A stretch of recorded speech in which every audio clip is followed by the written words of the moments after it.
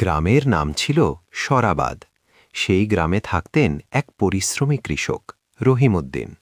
সারা বছর মাঠে কাজ করেই চলত তার সংসার। ভোরের সূর্য ওঠার আগেই তিনি লাঙল কাঁধে নিয়ে বেরিয়ে যেতেন, আর ফিরতেন সূর্য ডোবার পরে। রহিমউদ্দিনের একটি ছোট ছেলে ছিল, রায়হান। রায়হান প্রায়ই বাবাকে জিজ্ঞেস করত, বাবা, তুমি এত কষ্ট করো কেন?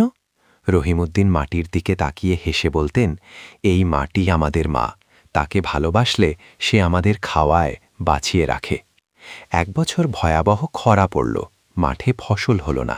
গ্রামের অনেকেই শহরে কাজ খুঁজতে চলে গেল, কিন্তু রহিমউদ্দিন হাল ছাড়লেন না।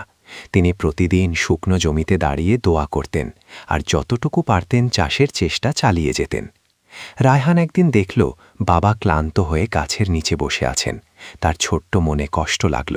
সে নিজের জমানো টিফিনের টাকা এনে বাবার হাতে দিয়ে বলল, বাবা, এটা রাখো, তুমি কষ্ট করো না। রহিমউদ্দিন ছেলেকে বুকে জড়িয়ে ধরে বললেন, তোর ভালোবাসাই আমার সবচেয়ে বড় শক্তি।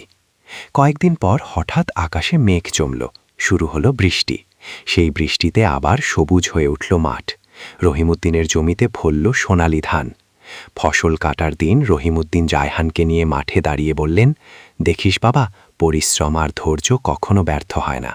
রায়হান বাবার হাত শক্ত করে ধরল। তার মনে হল তার বাবা শুধু একজন কৃষক নন, তিনি একজন যোদ্ধা, যিনি মাটির সাথে লড়াই করে জীবন জয় করেন।